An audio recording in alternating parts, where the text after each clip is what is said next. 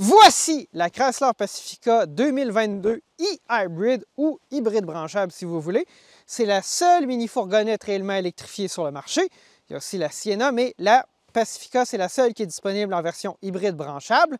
C'est ce qu'on va vous présenter aujourd'hui dans un épisode de Plus de 1000 heures. On va vous présenter l'intérieur, les patentes Zégugus, on va l'amener sur la route, puis on va vous donner nos conclusions. Mais avant de débuter, un message de notre sponsor d'aujourd'hui, JN Auto. Ce segment d'épisode vous est présenté par JN Auto, concessionnaire de véhicules électriques dans la région des Cantons de l'Est. JN Auto offre une énorme sélection de véhicules électriques, hybrides branchables, hybrides en stock. Ils offrent aussi la location à court terme de véhicules électriques pour en faire l'essai quelques jours et vous familiariser avec le modèle de vos rêves. Que ce soit pour acheter votre prochaine Tesla, Bolt, Mustang Mach-E, Kia V6, Ioniq 5 ou autre modèle de véhicule électrique, JN Auto est l'endroit de choix. Allez voir leur inventaire en concession sur la route 116 tout près de Richmond ou au jnauto.com. Lien dans la description. Merci beaucoup à JN Auto de supporter Plus de 1000 heures. Pour l'introduction de l'épisode d'aujourd'hui, on planifiait vous présenter la Pacifica devant un lit immaculé de neige, de fraîche neige, puis finalement, ça a été un échec total. On va vous présenter un petit extrait de ça. Bref, ça n'a pas été parfait. Donc, nous voici, on est encore dans la belle région de l'Estrie, où on va essayer ce véhicule-là cette semaine. La Chrysler Pacifica est équipée d'un système hybride ou hybride branchable qui s'appelle le e-Hybrid et il est unique à la Pacifica. Donc en fait, on a comme base le V6 Pentastar 3.6 litres, contrairement au Wrangler 4XE et au Jeep Grand Cherokee 4XE qui utilise le 2 litres Tiger Shark Turbo. Donc là, on a un moteur 3.6 litres équipé d'un système hybride branchable et on a une batterie de 12 kWh. Ça nous donne une autonomie d'environ 50 km l'été. En hiver, c'est beaucoup moins que ça. C'est ce qu'on a constaté aujourd'hui lors de notre essai. Et la puissance combinée, c'est 260 chevaux. On a ces 12 kWh utilisables-là. Donc, ce n'est pas le plus gros des systèmes hybrides, mais grâce à la magie de la politique, c'est le seul véhicule de ce prix-là qui est admissible à une subvention fédérale, la subvention spéciale Pacifica, parce que c'est un véhicule à plus de 6 places assemblé au Canada et plein de conditions. Bref, la Pacifica a droit à une subvention du gouvernement fédéral. Donc, c'est comme une niche spéciale Pacifica. La Pacifica, c'est le premier véhicule électrifié de la famille Fiat Chrysler avant que ça s'appelle Stellantis. Et ce qu'on voit sous le capot, c'est que c'est pas un véhicule qui a été conçu comme un ensemble. On voit qu'on a déjà 3 réservoirs de liquide de refroidissement. Donc, c'est tous des systèmes indépendants qui ont été ajustés ensemble. Un peu comme les véhicules hybrides ou hybrides branchables, disons, de première génération. Donc, c'est le premier essai de Chrysler vers les véhicules branchables. La Pacifica a une configuration classique de minivan avec des portes qui glissent à l'arrière. Mais quelque chose qui est unique à la Pacifica dans le monde des minivans, c'est le port de recharge. Donc, la Pacifica, elle est équipée d'un chargeur de niveau 2 à l'intérieur avec une capacité de 6,6 kW, ce qui est mieux que le 3,3, 3,6 qu'on voit sur certains autres modèles PHEV. Donc, elle va se recharger relativement rapidement sur une borne de niveau 2 à la maison.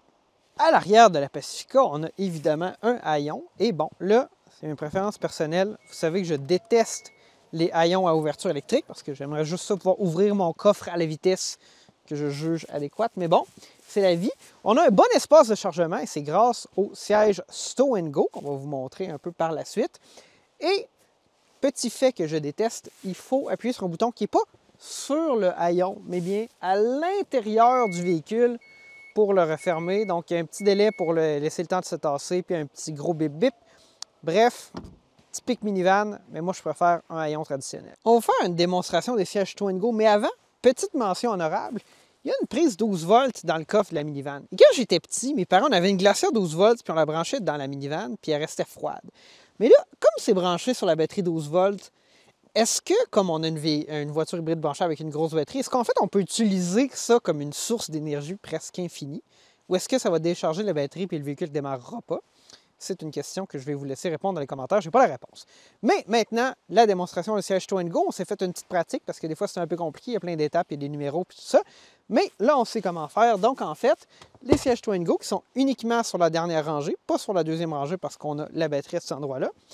On se contente de refermer ça ici. Ensuite, il faut tirer sur la languette numéro 1, puis prendre la 2. Et là, par magie, les bancs se referment. Comme ceci.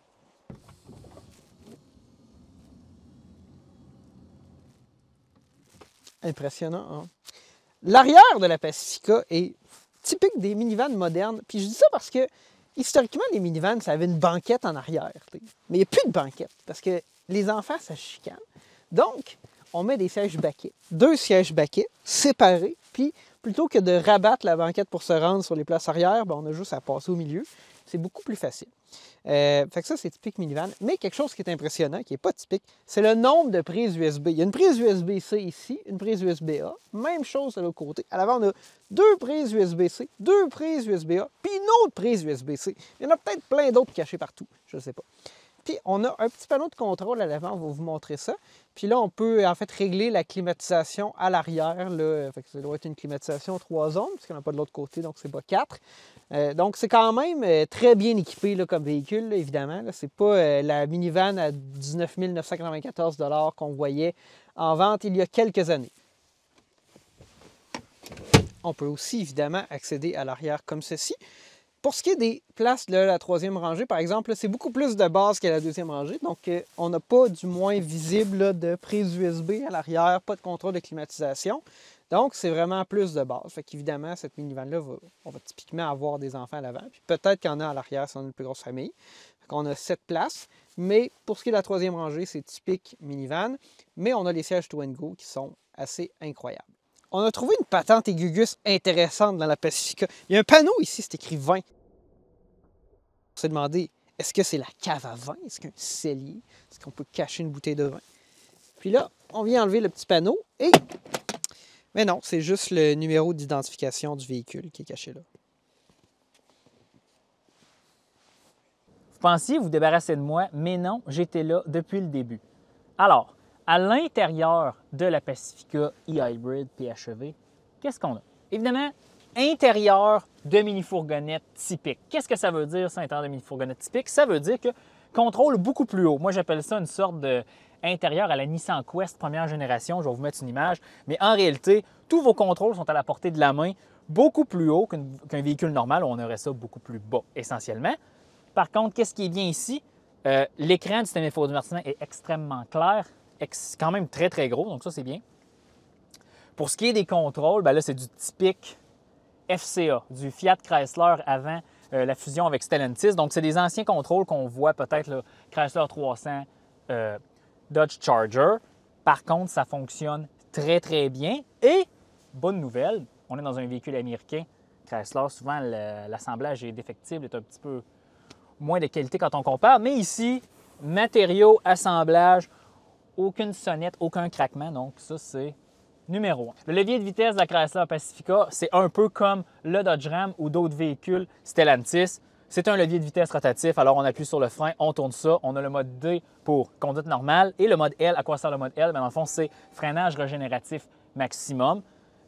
Ça freine quand même, mais évidemment, ce n'est pas un véhicule 100% électrique, donc c'est peut-être pas, c'est pas le freinage régénératif 100%. Voyez-le un peu comme la force de freinage génératif que le Volkswagen ID4 a. Donc, c'est pas assez pour faire un arrêt complet, mais c'est quand même substantiel. La planche de bord du Chrysler Pacifica est assez simple. D'un côté, on a un immense jauge à essence, écran central où à peu près toute l'information va être répétée, la vitesse, le mode du véhicule électrique actuellement. Et du côté gauche, une aiguille ou un compteur qui affiche l'état du système hybride complet. Donc, recharge, moteur éteint et aussi le pourcentage de puissance, qui soit électrique ou thermique, qu'on applique sur l'accélérateur. Donc, c'est assez simple ici. Puis le volant, c'est la sauce typique. Là, je regarde le volant, ça me fait penser à un Chrysler 300. Donc, ça, c'est assez simple. Je reviens sur le système d'infodivertissement. Facile d'utilisation. Dans le fond, dans la barre d'en bas, accueil, médias, confort, téléphone, véhicule. Ça fonctionne très bien. Résolution très, très élevée. J'aime beaucoup. Par contre, un peu lent. J'appuie, là. J'appuie. Certaines personnes vont dire « Ben non, Alexandre, c'est correct, ces personnes-là s'appellent Gabriel, mais bon, c'est pas grave. » Par contre, l'utiliser lorsqu'on est relax, ça se fonctionne très bien. C'est juste que je trouve que ça pourrait avoir un peu plus de réponse que ça ici. C'est peut-être une question de mise à jour, c'est peut-être une question que, peu importe, j'en ai aucune idée, mais c'est pas, mettons, au top de ce qu'on voit là, dans les véhicules électrifiés là, de nos jours. Patente, dit Gugus, encore. Évidemment, Chrysler Pacifica, c'est une mini-fourgonnette, il y a énormément de rangements. Dans les portes, immense rangement. Ici, dans la console centrale, immense rangement, gobelet. Et il y a même, là, dans le fond, au plancher, un autre bac de rangement où on pourrait mettre un sac à main là, ou une boîte de mouchoirs. Et là, qu'est-ce qu'on a découvert si on enlève le petit plastique? On a, c'est fascinant, j'espère que le focus va se faire comme il faut. On a un petit décalque avec la première minivan Chrysler, la deuxième, celle après la fusion avec Daimler Chrysler et la Pacifica de génération FCA. Ça, c'est vraiment, là, en anglais, on appelle ça un Easter egg. Moi, je trouve ça merveilleux. Mettre des détails comme ça m'amuse et j'adore. Et le même détail un petit peu débile ou cocasse se retrouve ici dans le porte-parapluie qui est moulé. On a un parapluie, des gouttes d'eau, un soleil et des nuages. Donc ici, Chrysler ne se prend pas au sérieux, mais ça, c'est quelque chose que j'aime beaucoup. On retrouve aussi des détails comme ça dans beaucoup de produits Jeep, surtout. Très, très bien, de bon goût, c'est comique, c'est très, très de notre ère. Nous sommes maintenant au volant de la Chrysler Pacifica e-Hybrid au chaud, hein, parce qu'il fait fret aujourd'hui. C'est beaucoup de sacrifices tourner plus de millage pour votre bonheur. On a essayé de capturer ça dans l'image qui présente la vidéo. Donc, bon, on conduit ça. Oh, le son est quand même intéressant, c'est quand même surprenant. C'est sûr qu'on a tout de même un V6. Là, le moteur à essence s'est enclenché parce que la batterie s'est déchargée. En fait, là, on a parcouru à peu près une trentaine, quarantaine de kilomètres. Puis, on a écoulé là, la batterie qu'on avait. Donc, on est en mode hybride. Quelque chose qui est quand même particulier. Alexandre déteste ça. Moi, j'essaie de trouver un cas d'utilisation où, effectivement, on aurait besoin. Mais on n'a pas de mode pour changer, passer d'hybride à un mode à essence, à un mode 100% électrique. Ce qui est généralement disponible dans la plupart des PHEV, évidemment. Ce que Fiat ou Chrysler nous dit, c'est cette voiture-là, elle va utiliser toute la batterie qu'elle peut, puis ensuite vous tombez en mode hybride, puis des fois elle va se mettre en mode hybride pour certaines raisons. Entre autres, on a démarré le véhicule aujourd'hui, on a fait 1 km environ, 1,3 km avec l'essence, puis ensuite il s'est mis à fonctionner en mode électrique, puis là on est passé au mode hybride. Donc le véhicule va choisir pour vous ce qu'il en est. Pour ce qui est de l'autonomie, lorsque la batterie est complètement chargée, la batterie d'à peu près 12-13 kWh utilisable, on parle de 55-56 km selon le PA, le 32 000. Dans notre cas aujourd'hui, évidemment, toutes les chaussées qu'on a roulées étaient enneigées, donc plus de friction. La chaufferette était dans le tapis, comme on dit en bon québécois. Donc, on a parcouru 20 km seulement avec la batterie. 5 km là, en ce moment qu'on est en train de continuer là, avec l'essence. Par contre, d'un point de vue d'économie d'essence, parce qu'on était en mode hybride, parce qu'évidemment, on ne peut pas être 100% électrique, mais vu qu'on roulait en ville à Richemont, on était comme 100% en mode électrique tout le temps. Dans le fond, la consommation que vous allez pouvoir observer est probablement entre 5 litres au 100 et 8 litres au 100, ce qui est très, très, très, très bien pour une minivan. Là, en ce moment, en régime permanent, à 100 km/h sur l'autoroute, là, ça tourne autour de 10. Et on est en mode 100% essence là, avec du freinage régénératif. La conduite est vraiment reposante là, de la Chrysler Pacifica. C'est ce qu'on peut s'attendre en fait d'un Chrysler. C'est très, très paisible, très doux, très confortable. On absorbe bien les aspérités de la route. Puis à ce compte-là, j'ai absolument rien à dire. À l'achat neuf, une Chrysler Pacifica e-Hybrid, ça démarre aux environs de 60 000 $. Mais en fait, dans l'usager, il y en a des modèles comme celui-ci qui est disponible chez JN Auto pour moins que 60 000 $. Donc, les prix de revente ne sont pas complètement fous. Là. Il y en a qui sont disponibles dans l'usager à meilleur prix que des neufs. Donc, vous avez les deux options. Et il est admissible aux subventions que lorsqu'on l'achète en neuf. Oui, effectivement, il est admissible aux subventions. On en a discuté un peu. C'est un cas un peu particulier. Le gouvernement fédéral a été plus généreux, pas en termes de plus de dollars, mais ils permettent un prix de base plus élevé pour ce modèle-là pour avoir accès aux subventions, puisque c'est un véhicule de plus de 6 places assemblé au Canada. Et voici ce qui met fin à notre essai de la Chrysler Pacifica e-Hybrid. Véhicule avec une conduite rassurante, typique d'une minivan, très pratique, 7 vraies places assises dans un véhicule PHEV, ça c'est quasiment unique. Ensuite, bon assemblage pour un véhicule Chrysler, donc ça c'est encore un autre point positif. Gabriel? Oui, on aurait aimé ça que la traction intégrale soit offerte sur les modèles PHEV. C'est malheureusement pas disponible, mais sinon, grosso modo, c'est super bien. C'est très confortable, très paisible comme véhicule. Ça va certainement répondre aux attentes des gens qui cherchent une mini-fourgonnette. Donc, on remercie JN Auto de nous avoir supportés pour l'épisode d'aujourd'hui. Alexandre, on se dit à la prochaine. À la prochaine.